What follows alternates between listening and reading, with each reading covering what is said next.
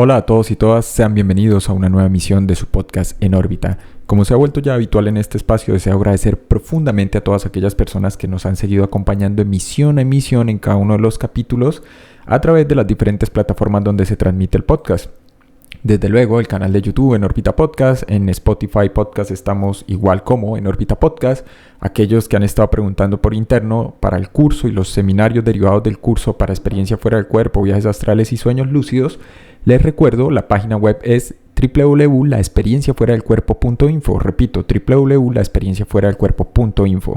Recuerden que tanto el curso base para experiencia fuera del cuerpo o lo que llaman viajes astrales y sueños lúcidos es individual, 100% programable y flexible, al igual que los seminarios que son individuales.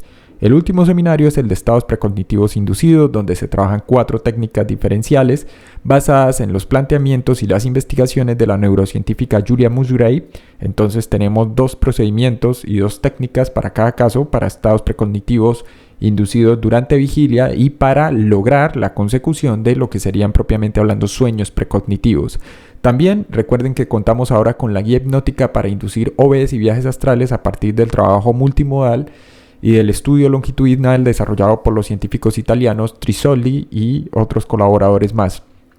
E igual en el caso del curso base, recuerden 100% programable, flexible. Aquellos que estén interesados pueden contactar vía Telegram al +57 317 467 2378. Repito, +57 317 467 2378 vía Telegram, o hacerlo a los correos de contacto en orbitapodcast1@gmail.com o al correo academiadeproyeccionastral@gmail.com. Al final, en la caja de descripción, como siempre, en el canal de YouTube estará toda la información disponible para aquellas personas que estén interesadas. Hoy, el tema que deseo compartir con todos ustedes, y espero que me acompañen en este fascinante recorrido hasta el final, está vinculado con lo que podríamos catalogar como la relación entre la intención y la conciencia humana. Y cuando digo relación, no estoy hablando de 2 categorías diferentes como si la conciencia fuese una cosa y la intención otra. De hecho, la intención parece ser un atributo o una condición esencial de lo que quiera que sea la conciencia.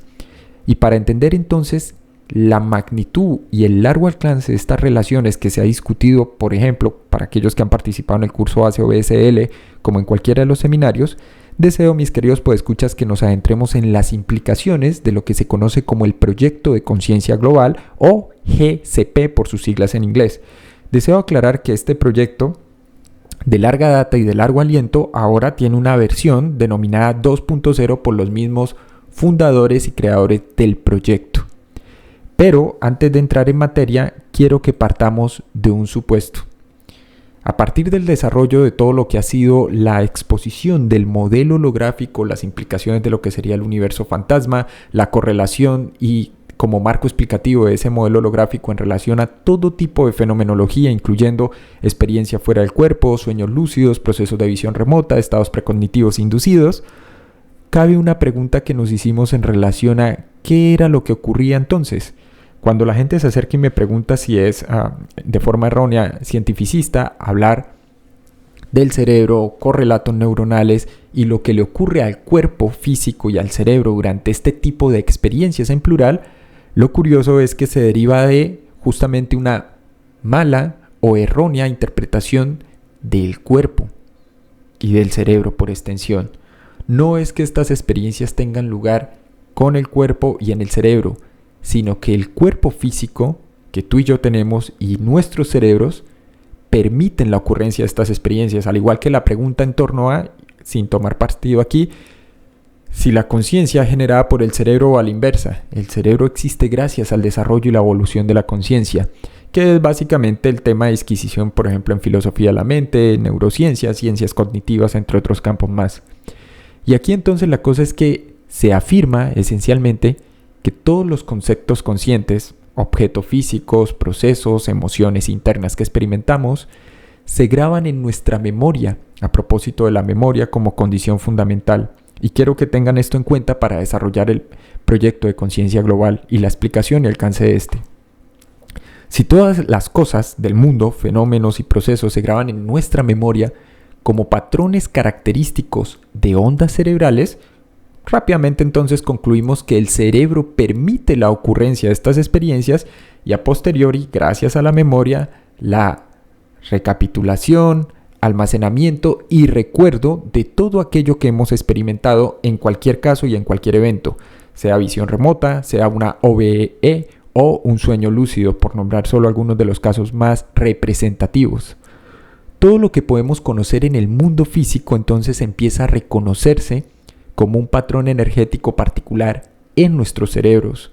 Por lo tanto, cuando especificamos una dirección objetivo o formulamos una pregunta o preguntas sobre características específicas como color, textura, densidad, en el contexto de un experimento de visión remota, un experimento con sueños lúcidos, un experimento en una experiencia durante una experiencia fuera del cuerpo, significa simplemente que estamos activando ciertos patrones de onda neuronal de una manera, vamos a decirlo, sintácticamente correcta para el reconocimiento y la impresión de dicha información. Constantemente le he dicho a las personas, tiene mucho sentido, al margen de las tecnologías de sonido desarrolladas, al margen del Instituto Monroe, tiene mucho sentido, por ejemplo, el planteamiento del contemporáneo norteamericano Robert Peterson acerca de hackear la experiencia fuera del cuerpo. Y más que hackear, diría yo, es hackear el cerebro, o si se quiere, reconfigurar el cerebro, porque solo en la medida en que somos capaces de hacer esto, de llevar a cabo esta proeza de reconfiguración cerebral, es que el cerebro permite que se expresen y tengan lugar estas experiencias que, dicho sea de paso, no están ocurriendo única o exclusivamente en nuestros cuerpos, en nuestros cerebros o al interior de estos, sino que es gracias a estos mecanismos y dispositivos, vamos a decir, biofísicos, que tiene lugar y expresión estas cosas. Ahora, algo que habíamos pasado por alto parecía ser, en cuanto a la recopilación de toda esta información y el carácter elusivo de algunas de estas experiencias, como por ejemplo las experiencias fuera del cuerpo o los sueños lúcidos, era el papel de la intención. Es decir, claro, hay condiciones adecuadas, hay prerequisitos para que estas cosas concurran o sucedan, pero también existe algo que se conoce como evitar la disipación rutinaria, es decir, cambiar aquellos hábitos que nos mantienen internamente en una especie de balanza con un contrapeso claro en donde el aspecto más racional del individuo, y esto no es un tema de simples creencias, implica que obstaculizamos la ocurrencia de las mismas, incluso las valoraciones que hacemos en términos de ocurrió, no ocurrió, es real, es irreal, es objetiva, es subjetiva. Por eso creo que hay una gran, pero gran importancia en relación al papel que juega la conciencia. La mayor parte de observaciones actuales sobre lo que se ha hecho en campos como la parapsicología, a propósito del último podcast para aquellos que no lo han escuchado, de psicología anómala, que es el nuevo campo de investigación que se abre y el nuevo nombre que se da para diferentes fenómenos como experimentos de curación a distancia, experimentos de influencia remota a distancia, experimentos de visión remota, experimentos en entornos controlados para experiencia fuera del cuerpo y sueños lúcidos, implica que la intención, y es lo que sugieren los resultados de dichos experimentos, funciona como una ventana de transmisión y recepción en el intercambio de información. Hasta finales del siglo XX, mis queridos podescuchas, se hablaba de información extrasensorial y por ende de percepción extrasensorial. Ya para la década de los 70-80, investigadores y autoras como Barbara Ham Brennan, ingeniera aeroespacial que luego se especializa en el campo, vamos a hablar de la medicina alternativa, sin que eso sea homeopático o alopático, sino la medicina alternativa en el sentido no solo preventivo, sino de un enfoque experimental nuevo, introduce una noción que es muy hermosa y maravillosa porque nos abre a un marco de posibilidades distinto, que es el de percepción de alta sensibilidad. Y entonces, pese a que toda la literatura moderna trata de o sigue centrándose a propósito de procesos de cognición anómala y curación alternativa en mediciones de correlatos fisiológicos, electroencefalogramas, PET, presión arterial, frecuencia cardíaca, respuesta galvánica de la piel, y la mayoría de estudios entonces se centran en prospección de morbilidad, confirmación de efectos mediante replicación de protocolos experimentales. En fin, tratan de sistematizar y hacer toda una metodología con el fin de deslindarse, naturalmente, de cualquier asociación con lo mágico, lo esotérico, lo místico o, si se quiere, lo oculto.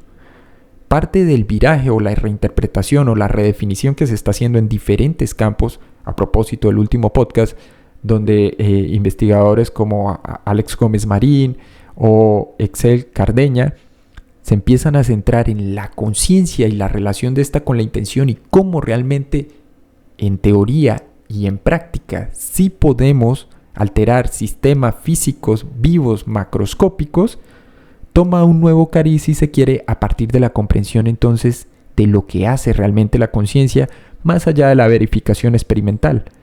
El motivo por el que se habla de sesgos, dudas, tiene que ver es con una resistencia mental, entonces, mis queridos podescuchas, si se quiere, de parte del establishment científico en relación a las implicaciones. ¿Qué es el proyecto de conciencia global? Dicho escuetamente, este proyecto surgió más o menos hacia 1998.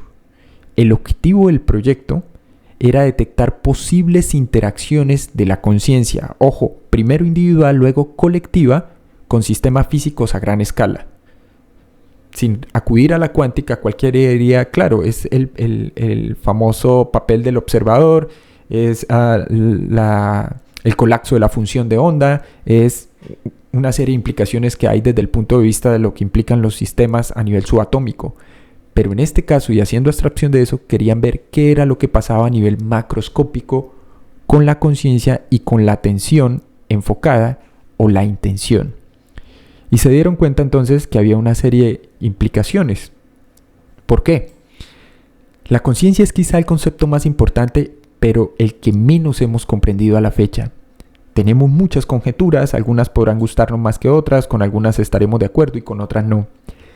Si bien la experimentamos a diario, y el otro problema de la conciencia es que es autorreferencial, es decir, usamos la conciencia para intentar entenderla y comprenderla, sigue siendo un enigma complejo que es cuestionado por las ciencias en plural, las filosofías en plural y la teología.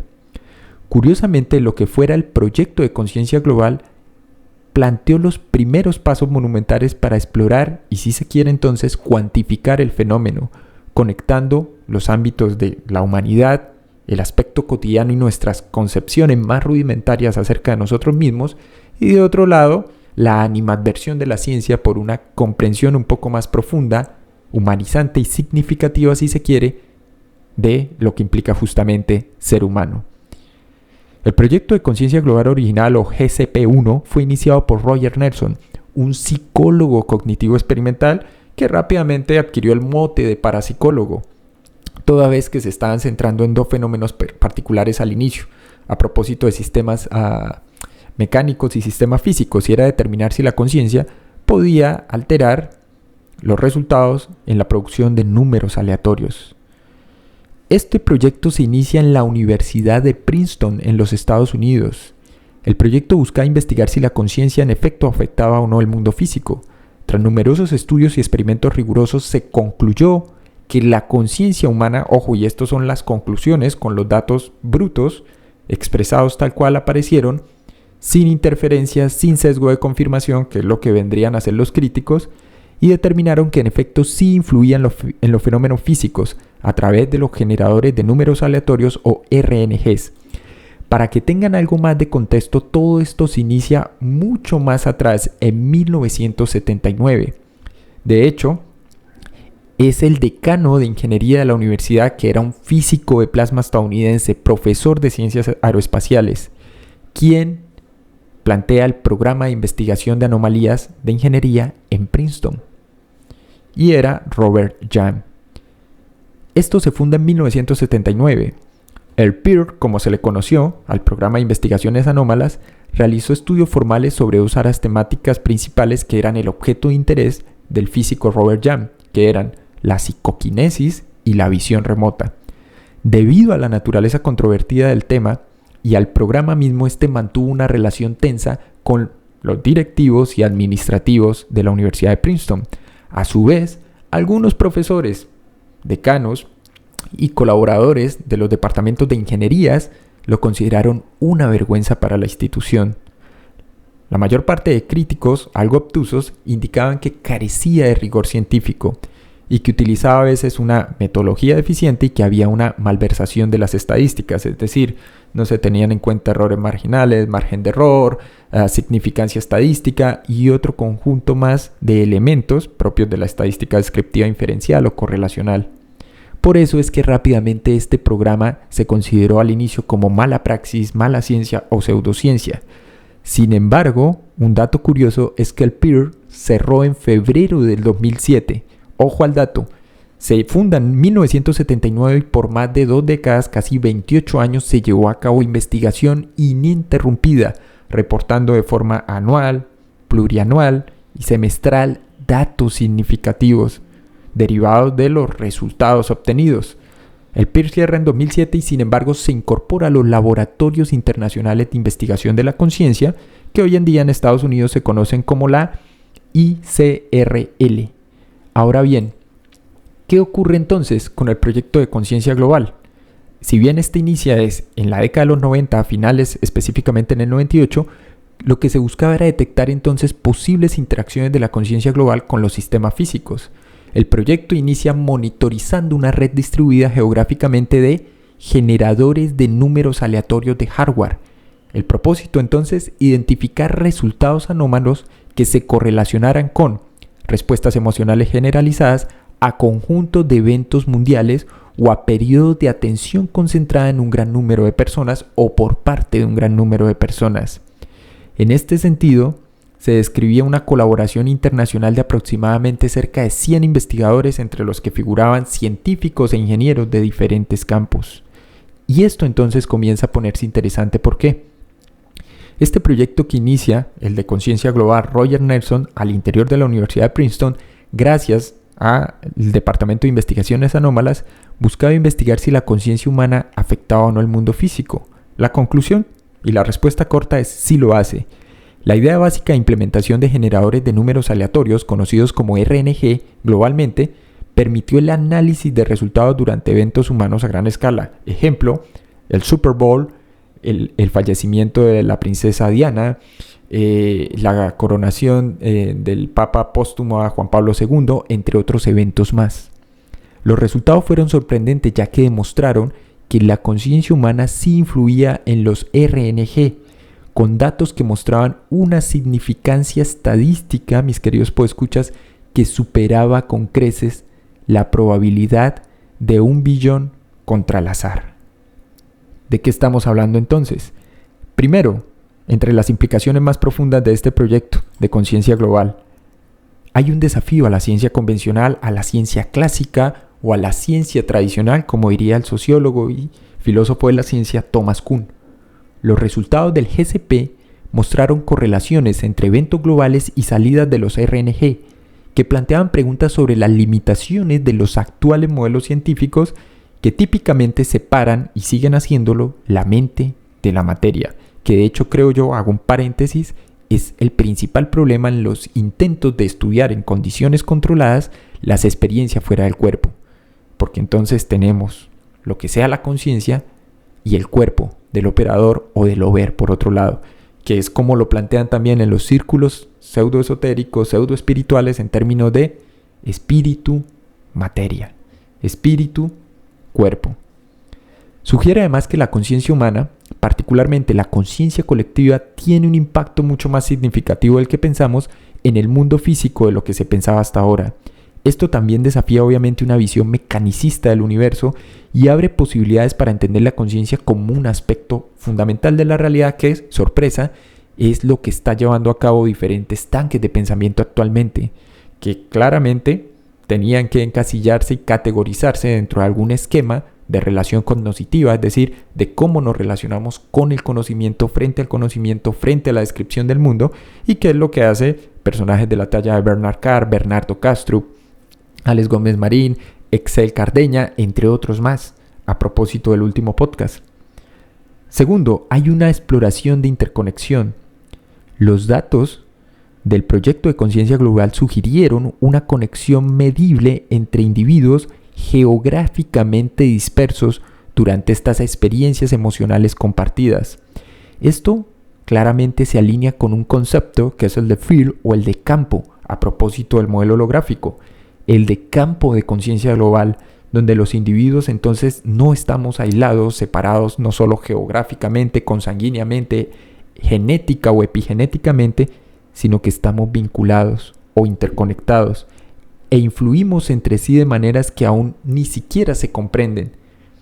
El proyecto entonces nos anima a considerar el potencial de la intención humana en términos individuales y colectivos, así como a prestar más atención a lo que sea la atención focalizada, valga la redundancia aquí, para crear, si se quiere, cambios positivos a escala global y también, por qué no decir, a escala individual.